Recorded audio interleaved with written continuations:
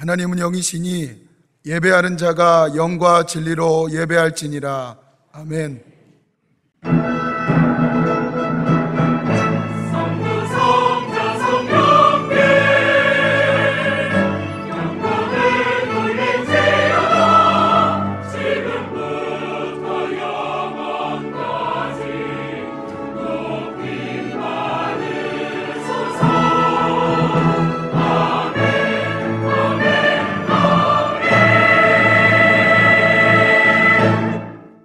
나는 전능하신 아버지 하나님 천재 창조주를 믿습니다.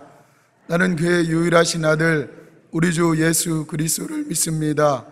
그는 성령으로 잉태되어 동정녀 마리아에게서 나시고 본디오 빌라도에게 고난을 받아 십자가에 못 박혀 죽으시고 장사된 지 사흘 만에 죽은 자 가운데서 다시 살아나셨으며 하늘에 오르시어 전능하신 아버지 하나님 우편에 앉아 계시다가 거기로부터 살아있는 자와 죽은 자를 심판하러 오십니다.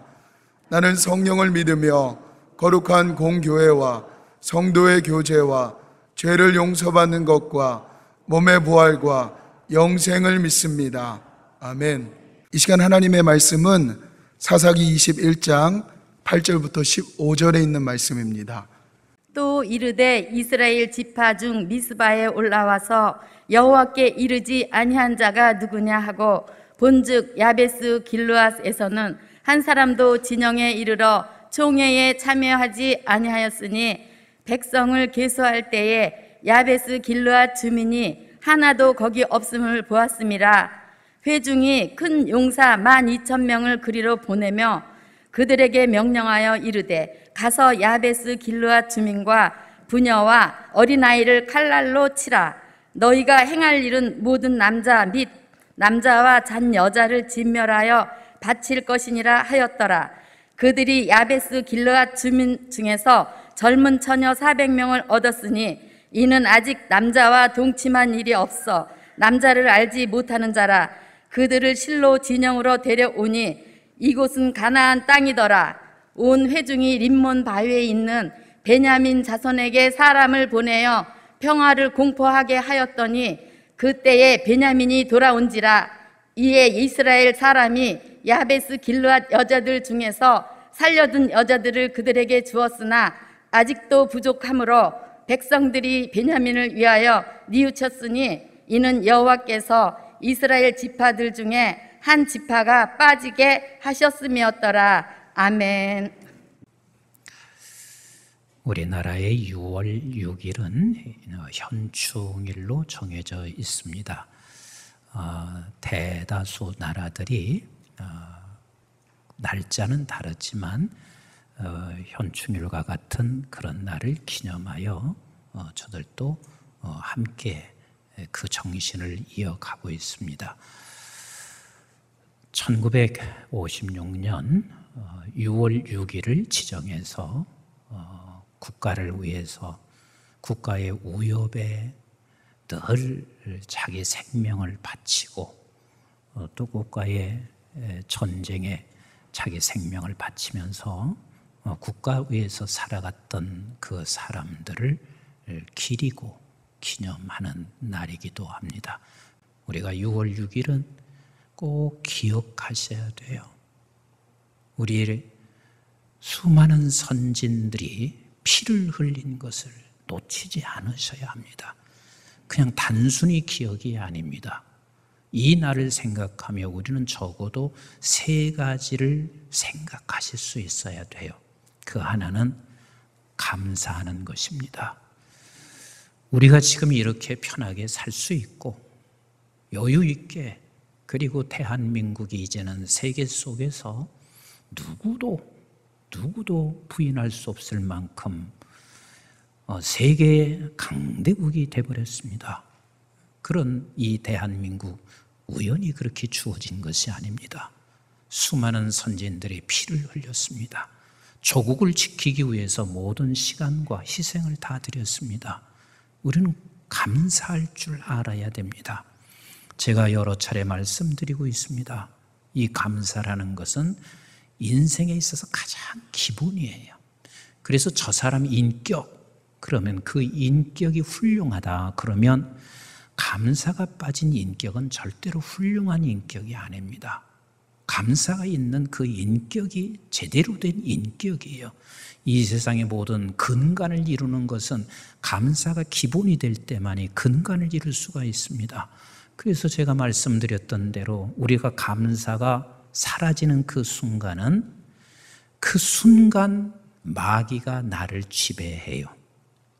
너와 나와의 감사가 사라지면 그 순간 우리는 빨리 이것을 지금 마귀가 나를 지배하는 시간 다가오고 있구나.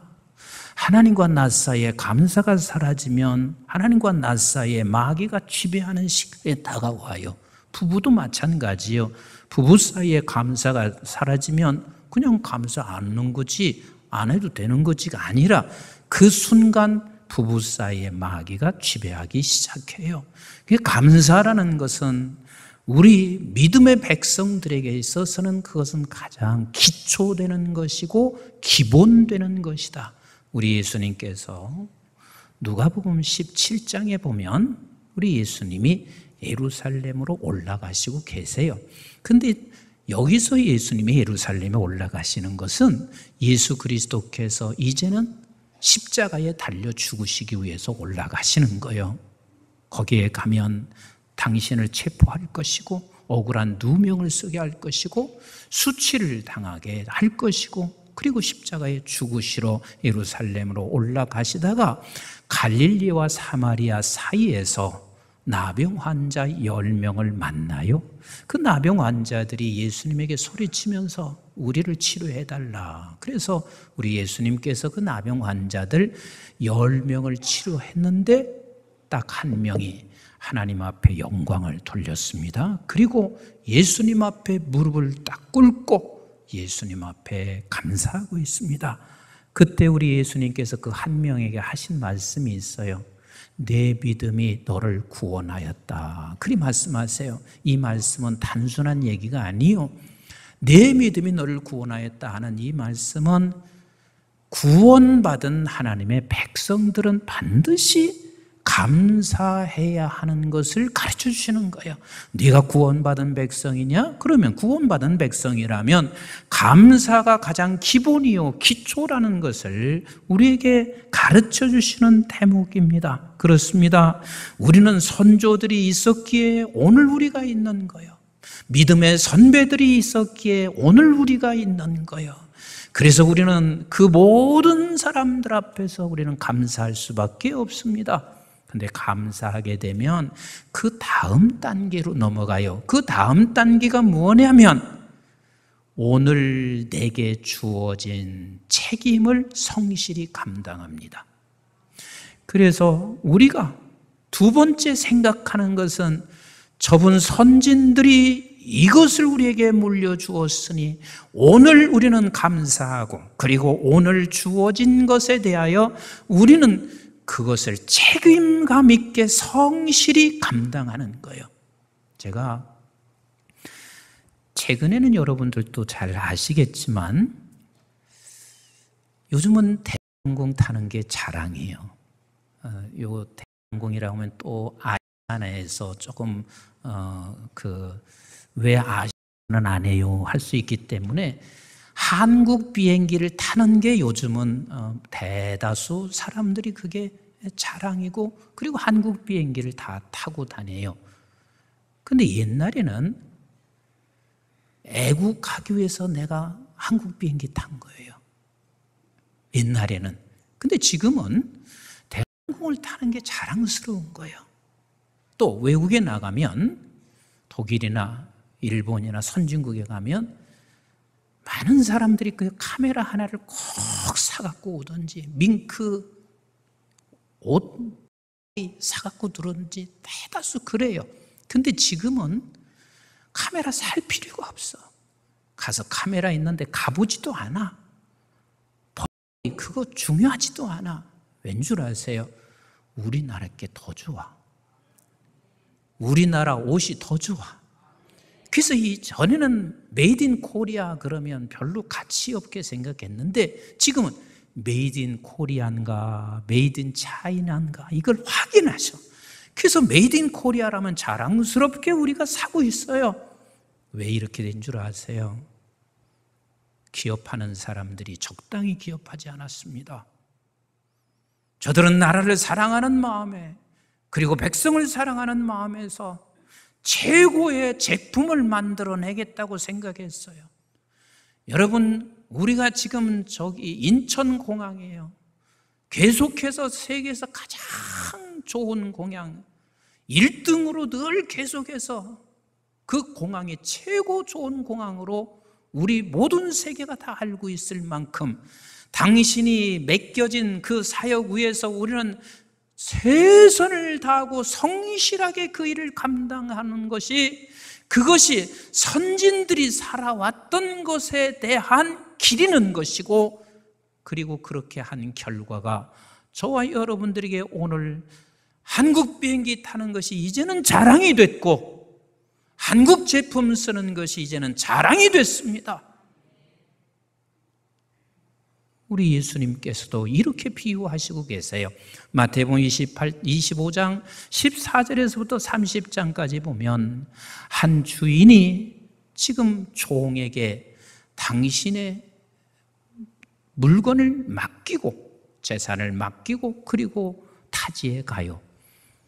그 타지에 가면서 한 사람은 5달란트, 한 사람은 2달란트, 한 사람은 1달란트를 맡겼습니다.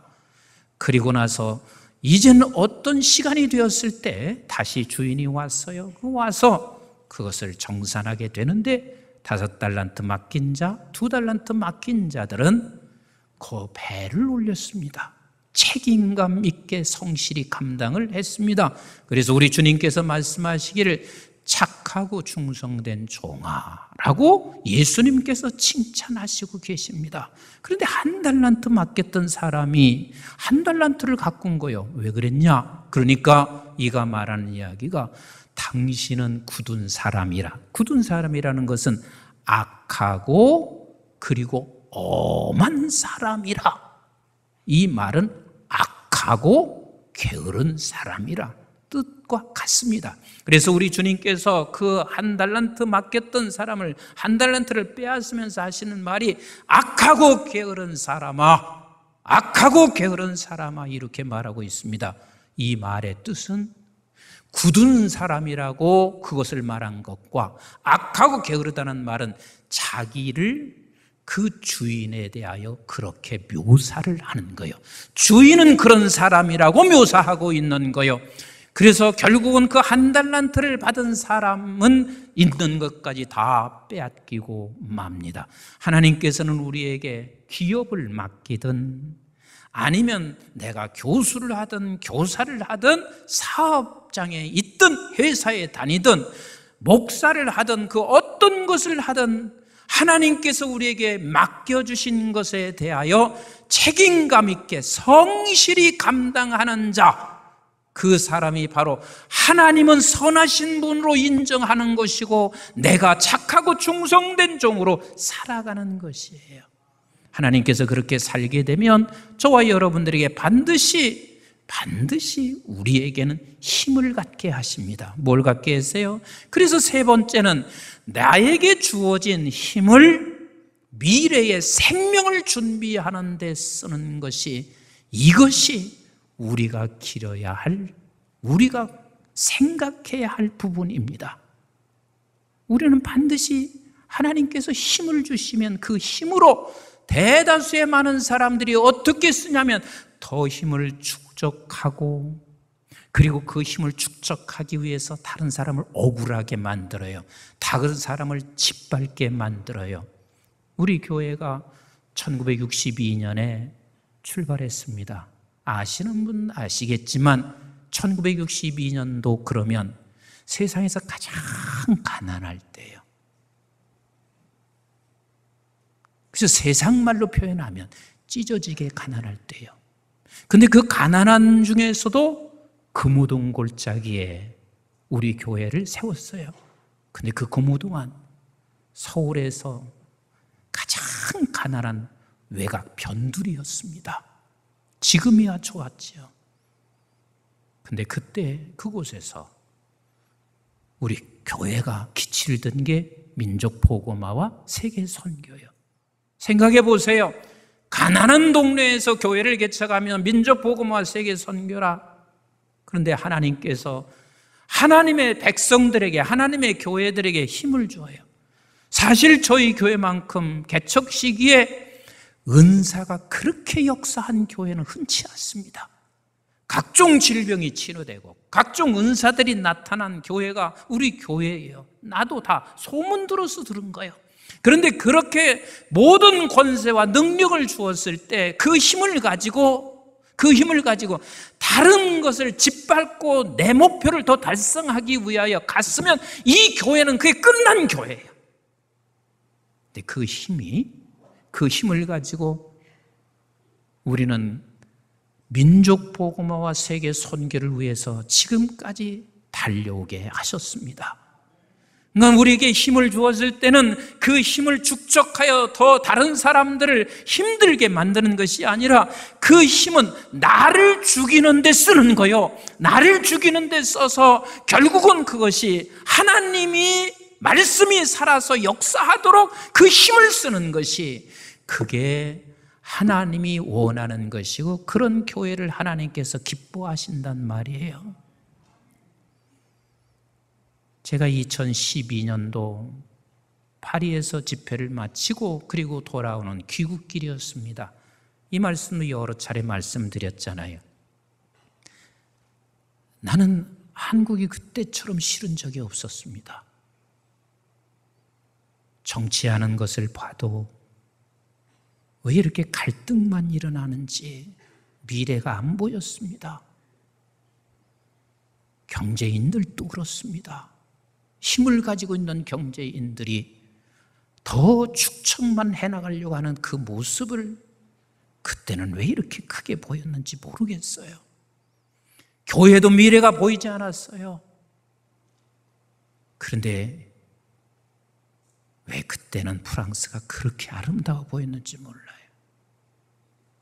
제가 7년이나 유럽에서 살았는데 빨리 공부 마치고 한국 귀국하는 게 내 소원이었습니다. 저기서 더 오래 살고 싶은 마음이 전혀 없었어요. 그런데 그 순간은 한국은 싫고 유럽이 좋았습니다. 근데 우리 하나님께서 비행기 안에서 제게 주시는 말씀이 한국의 시대를 준비하라. 마음속 깊이 파고 들어오는 한국의 시대를 준비하라. 그런데 그게 쉽게 용납이 되지 않았어요. 한국의 시대라니 뭐 한국의 시대인가요? 끊임없이 하나님은 내게 확신을 주시는데 한국의 시대를 준비하라. 한국의 시대를 준비하라. 그런데 보세요.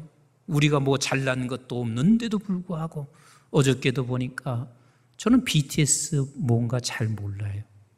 근데 BTS가 세상에 바이든 대통령 앞에 초대를 받아서 백악관 가는 게 어디가 쉬운 줄 아세요? 되게 어려워요. 근데 그 백악관에서 초대를 받아서 그 앞에서 노래를 할 정도로, 여러분 유럽 사람들이 얼마나 자존심 강한 줄 아세요? 그렇게 자존심 강한 사람들, 미국 사람 그렇게 자존심 강한데요, 지금 젊은이들이 제일 배우고 싶어하는 언어가 한국말이래요. 전부 다 다른 나라에서 오셔가지고 세상에 이렇게 한국의 위상이 올라갔어요.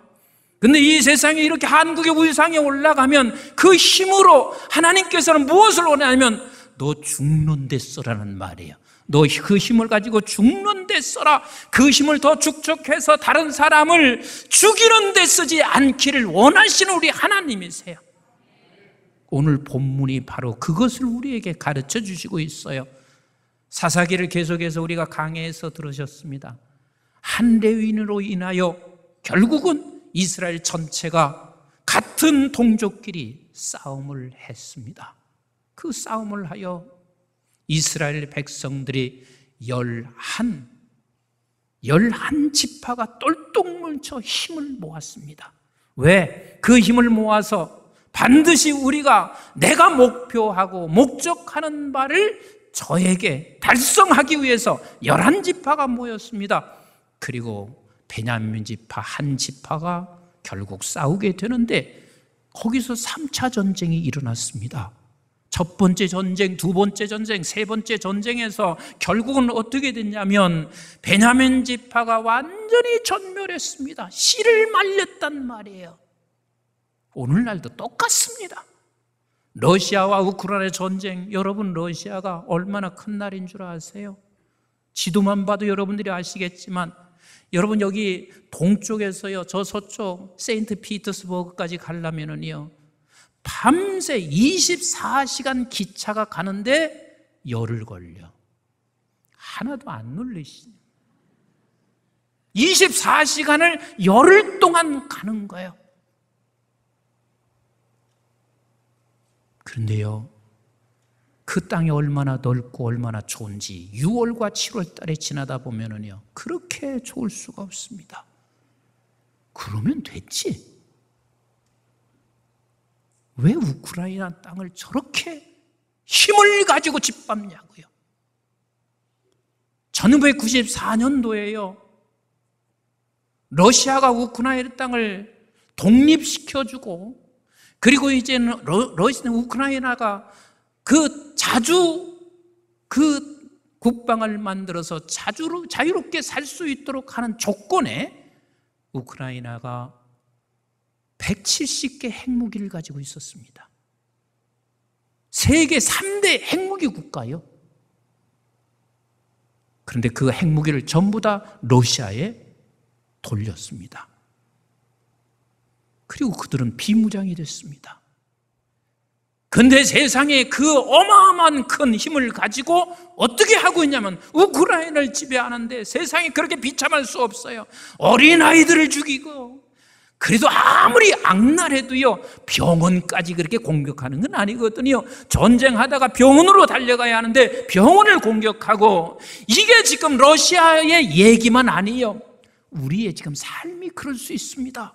나 하나 살겠다고, 내 목적을 달성하겠다고 남을 짓밟고 남을 죽이는 일을 그래 아주 너무 쉽게 자행하고 있습니다. 지금 이스라엘 백성들이 그리했습니다. 그리고 나서 보니 승리하고 나서 저들은 이젠 하나님 앞에 번제를 드리기 위하여 미스바에 다 모였습니다. 근데 미스바에 모여서 번제를 드리고 났더니 저들이 결국 후회해요. 아니, 왜 우리가 전쟁을 해서 내 동족인 베냐민 지파 하나가 완전히 전멸됐으니 이제는 더 이상 저들이 씨가 말랐으니 어떻게 해야 되냐 하면서 그들이 의논하기 시작해요. 그랬더니 오늘 본문에서 뭐라고 얘기하고 있냐면 이렇게 설명하고 있습니다. 그거 해결하는 방법이 있습니다. 역시 그 해결하는 방법을 힘으로 사용해요. 우리는 힘이 있는 자야. 가만히 보니까 이번에 미스바에 모이라고 했는데 안 모인 사람이 있더라. 야베스 길리앗에 사는 사람들은 한 사람도 오지 않았더라. 그래서 저들을 다 죽이자 해가지고 용사 120만 2천 명을 용사를 보내서 초토화시켰습니다.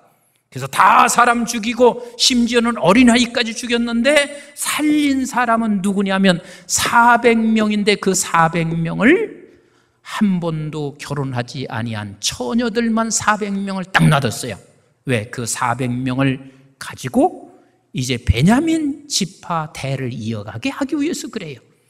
근데 어떻게 남자가 남아있는 것은 사사기 20장 47절에 이미 봤는데 아마 기억 안 날 거예요. 사사기 20장 47절 한번 보실까요? 시작. 베냐민 사람 600명이 돌이켜 광야로 도망하여 림몬 바위에 이르러 거기에 넉 달 동안 지냈더라. 그러니까 다 죽고 600명이 림몬 바위 틈에 숨어 있는 거예요. 그래서 400명을 지금 살려놓고 저들이 이렇게 외쳤을 것 같아요. 지금 같으면 마이크를 들고 그 림몬 바위 주변에 딱 서서 얘들아, 너희들 다 살려줄 테니까 나와라. 그리고 결혼할 여자도 지금 다 마련했으니 나와라.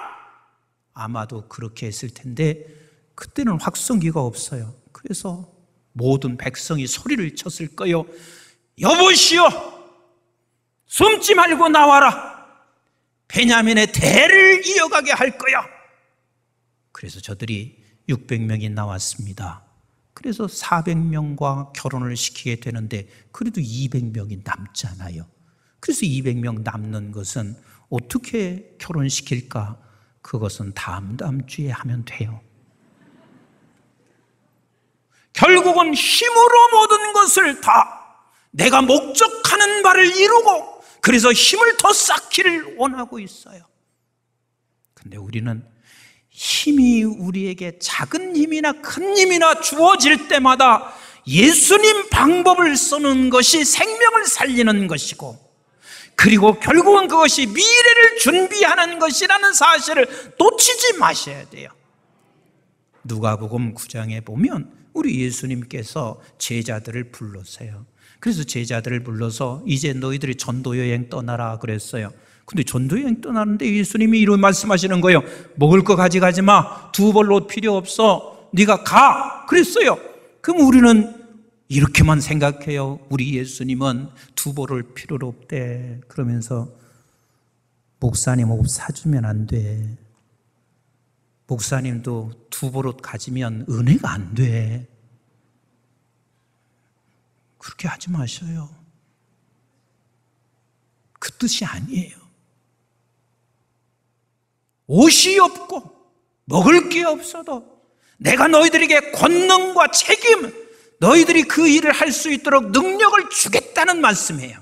그래서 곧장 저들이 떠나서 어떻게 되냐, 전도할 때마다 병자가 치료함 받아요. 그럼 치료함 받는 사람들이 먹여주겠어요? 안 먹여주겠어요? 대답 안 키요? 먹여주겠어요? 안 먹여주겠어요? 먹여주지. 치료함 받은 사람이 안 재워주겠어요? 재워주지요. 그러니까 너에게 내가 모든 권능을 주겠다. 그래서 가서 전도하는데 병자들이 다 치료를 받고 있어요. 근데요, 그 말씀 바로 다음에 헤롯 얘기가 나와요. 성경은요, 이 말씀을 기록하는 순서조차도 하나님의 성령의 영이 개입하세요. 곧장 헤롯 얘기가 나와. 헤롯이 그것을 바라보고 두려워 떨기 시작해요. 그래서 우리는 힘을 모아야 돼. 왜? 우리가 저들이 힘이 세지면 우리는 죽는다는 사실을 알아. 그래서 헤롯이 두려워하며 어떻게 하면 이것을 우리는 막을 수 있을까? 그런 고민에 차 있습니다. 그리고 곧장 오병이어의 역사를 일으켜요. 오병이어, 엄청난 역사를 제자들이 보았어요. 그럼 여러분들에게 물어보겠어요. 제자들이 지금 얼마나 흥분될까를 생각해 보세요. 엄청나게 흥분됐을 거예요. 이런 능력이 우리에게 힘이 있고, 그리고 예수님이 오병이어의 역사를 나타내는 것을 보니 이제 우리가 이 세상에 살아갈 맛이 생겼어요. 힘이 생겼어요. 그 찰나에 우리 주님께서 곧장 이렇게 말씀하세요. 얘들아, 세상 사람들이 나를 누구라 하더냐? 그랬더니 저들이 이렇게 말해요. 어떤 이는 세례 요한이 살아났다. 그리고 어떤 이들은 엘리야라, 어떤 이들은 선지자 중에 한 사람이 살아났다라고 이야기를 해요. 그때 너는 나를 누구라 하느냐? 주는 그리스도시요 살아계신 하나님의 아들이세요 라고 말해요. 그때 우리 주님께서 제자들에게 이렇게 말씀하셨습니다. 누가복음 9장 22절로 같이 읽어봐요. 시작. 이르시되 인자가 많은 고난을 받고 장로들과 대제사장들과 서기관들에게 버림받아 죽임을 당하고 제3일에 살아나야 하리라 하시고, 이게 주님께서 제자들에게 첫 번째 지금 하신 말씀이에요. 처음으로 내가 죽는다는 거예요. 그리고 뒤에 사흘 살아난다는 거예요. 근데 제자들은 뒤에 살아난다는 얘기는 안 들렸을 거예요. 죽는다는 말이 들렸을 거예요. 왜? 예수가 죽을 수 없어. 저런 능력자가 어떻게 죽을 수 있나? 그리고 저분이 죽어서는 안 돼. 우리는 더 힘을 키워야 돼. 근데 주님은 그렇게 생각하고 있는 제자들에게 내가 죽고 사흘 만에 부활한다. 그리고 나서 23절 시작. 또 무리에게 이르시되 아무든지 나를 따라오려거든 자기를 부인하고 날마다 제 십자가를 지고 나를 따를 것이니라. 이 말씀의 요약은 그렇습니다. 너에게 권능이 있냐? 너희가 힘이 생겼느냐? 그러면 그 힘을 더 힘을 축적하기 위하여 다른 사람을 죽이는 자리로 가지 말고 그 힘을 죽는 자리로 가라. 죽는 자리로 가라. 이 죽는 자리라고 하는 말은 아버지 하나님의 말씀 앞에서 내가 죽는 자리로 가라 라고 말씀하시는 거예요. 그랬을 때 하나님께서 이 미래의 약속이 주어져요. 24절 시작. 누구든지 제 목숨을 구원하고자 하면 잃을 것이요 누구든지 나를 위하여 제 목숨을 잃으면 구원하리라. 미래의 생명이 우리에게 보장되는 약속을 하세요. 저에게 이제 60주년이 이제 되면서 참 우리 교회 성도님들은 큰 부자 없어요. 그런데 저를 감동시키는 분들이 참 많으세요. 그러니까 당신에게 큰 힘도 아니야. 돈 몇 천만 원 힘이고 그저 돈 몇 억의 힘인데 그 힘을 가지고 죽는데 쓰셔요. 그 죽는데라는 말은 그 힘이 주어졌을 때 하나님의 말씀은 살았고 자기는 부인해서 죽는 거야. 그래서 그걸 가지고 그렇게 선교하는 일에 이곳저곳에서 쓰임 받는 우리 교인들이 있는 게 너무 감사해요. 이번도 60주년 맞이해서 우리 권사님이 우리 교역자들에게 최고 좋은 한 벌씩 다 옷을 해주고 싶어 하시는 거예요. 그래서 백화점에 모시고 가서 이게 단복이 아니라 그냥 다 양복을 사시겠다고 가셨어요. 내가 이름은 안 밝혀요. 본인이 원치 않으니까. 그러면 여러분 생각해 보세요. 우리는 이렇게 생각해요. 그분은 돈 많아서 그래. 아니에요. 돈 많은 게 아니에요. 연세 드시고 혼자 사시면서 뭐 그렇게 가지는 게 뭐 그렇게 대단한 거겠어요. 근데 당신에게 주어진 힘을 죽는 데 쓰는 거야. 죽는 데라는 말은 하나님이 그에게 이렇게 말씀하신 거예요. 그래, 우리 교역자들 60년에 새 옷을 입혀서 예배 한번 드리게 하고 싶다는 그 말씀 앞에서 당신은 죽는 거란 말이에요. 힘은 그렇게 쓰시는 거예요. 아멘이신가요? 교회가 힘이 주어졌을 때, 교회가 힘이 주어지는 것은 그렇게 하나님께서 그렇게 쓰기를 원하시는 우리 하나님이신 거예요. 더 내 교회를 크기 위해서 다른 사람을 짓밟고 다른 교회를 짓밟으면서 가는 게 아니라 그 힘은 죽는 데 쓰는 것이 그게 복이고 그것만이 영생의 길이란 말이에요. 그래서 저와 여러분들이 누군가 그 힘을 그렇게 쓰셨어요. 그 누군가 예수님이 그렇게 쓰셔서 저와 여러분들이 영생함을 얻었습니다. 그리고 수많은 믿음의 선배들, 그분들이 힘이 주어졌을 때 죽는 데 썼기 때문에 오늘 이 교회가 존재하는 거 아니겠어요? 이 나라도 마찬가지입니다. 사랑하는 성도 여러분, 그런데 죽는 게 만만치가 않은 거라. 쉽지 않은 거라. 그래서 우리 주님이 뭐라고 말씀하시냐면, 내가 보혜사 성령을 너에게 보내주마. 절대로 이게 불가능한 걸 주님이 아세요. 그래서 예수님의 제자들이 예수님께서 부활하시고 3번씩이나 나타나서 그들과 직접 대화하시고 먹을 것을 같이 먹었어요. 그럼에도 불구하고 베드로는 어디로 갔나요? 다시 일터로, 다시 바다로, 다시 고기 잡는 업으로 돌아갑니다. 그런데 저들이 성령을 받았습니다. 성령이 들에게 충만해졌습니다. 여러분, 이것을 그냥 스쳐가면 안 돼요. 그리스도인들에게는 반드시 성령 충만을 받으라 말씀하시고 있어요. 이건 선택의 문제가 아니라 받으라, 성령 충만을 받으라고 말씀하시고 계신 거예요. 받아야 돼요. 받아야.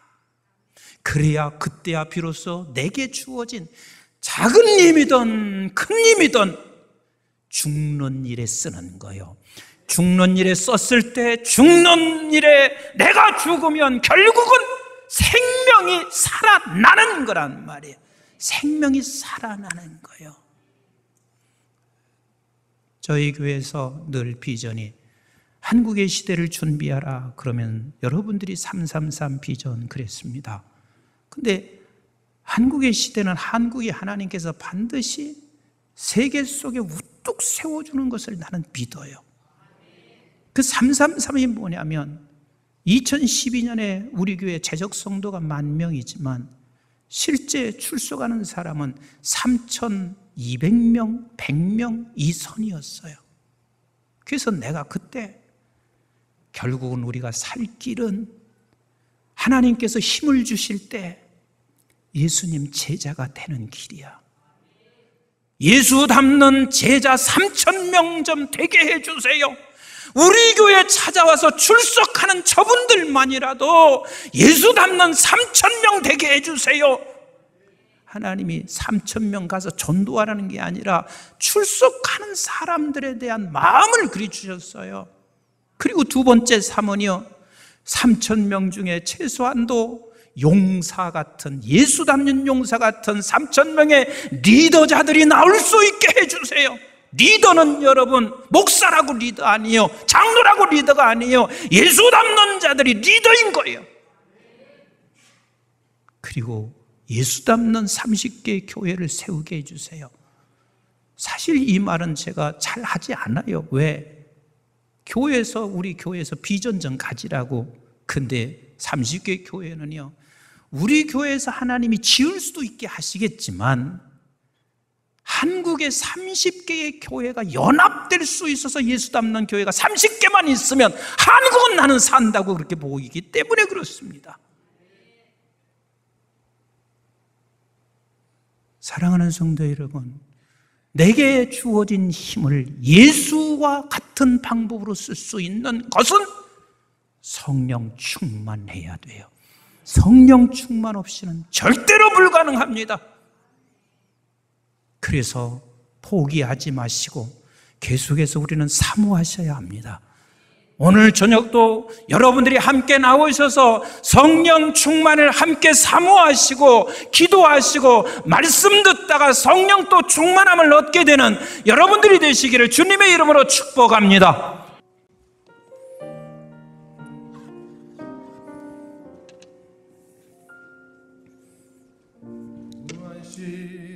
지날 때 깊은 한숨 내쉴 때 그런 풍경 보시며 간직하는 분이네. 그와 같이 너희를 버려두지 않으리. 내가 너희와 영원히 함께하리. 성령이 오셨네. 성령이 오셨네. 성령이 오셨네. 내 주에 보내신 성령이 오셨네. 우리 인생 가운데 친히 찾아오셔서 그 나라 꿈꾸게 하시니. 우리 다 같이 일어나셔서 성령이 오셨네. 성령이 오셨네. 내 주에 보내신 성령이 오셨네. 우리 인생 가운데 친히 찾아오셔서 그 나라 꿈꾸게 하시네. 성령이 오셨네. 성령이 오셨네. 내 주에 보내신 성령이 오셨네. 우리 인생 가운데, 우리 인생 가운데 친히 찾아오셔서 그 나라 꿈꾸게 하시네. 지금은 우리 주 예수 그리스도의 은혜와 저희들이 무엇이건대 영원한 생명을 허락해 주신 아버지 하나님의 만극하시고 극진하신 사랑과 성령님의 보호, 인도, 교통, 충만하심이 오늘도 주의 전에 나와 하나님께 예배하는 사랑하는 모든 주의 권속들에게 감사하고 오늘을 책임 있는 자로 성실하게 맡겨진 일 감당하며 우리에게 주어진 힘을 말씀 앞에서 내가 죽는 데 쓰게 하여 주시어서 영생을 얻게 하는 미래를 준비하는 성도들이 되기를 간절히 원하는 우리 주의 백성들 머리 위에와 저들의 가정과 직장과 기업과 자손, 특별히 우리 한국중앙교회와 온 지구촌에 있는 선교지와 교회들 그리고 방송의 가족들 위해 이제부터 영원토록 함께 하시기를 주님 이름 받들어 간절히 축원하옵나이다. 아멘.